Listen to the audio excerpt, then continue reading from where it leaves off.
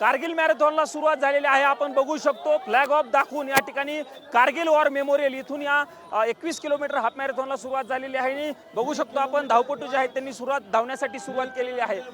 जो भाग आहे या ठिकाणी लडाखचा द्रास या भाग आहे त्या ठिकाणी मागच्या साधारणतः अनेक वर्षापासून या ठिकाणी या मॅरेथॉनची जी आहे ती आयोजन केलं जातं। साधारणतः 21 किलोमीटरची ही मॅरेथॉन असणार आणि 9वं वर्ष जे आहे ते या मॅरेथॉनचं आहे।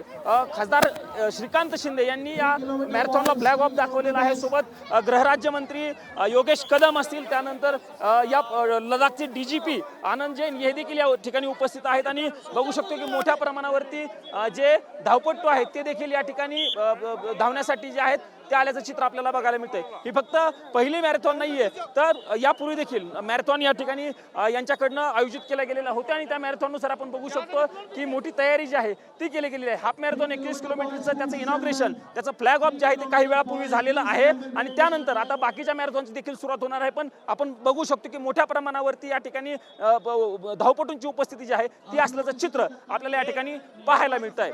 कॅमेरा पर्सन राकेश कुमार सह मी प्रमोद जगताप, TV9 मराठी, कारगिल।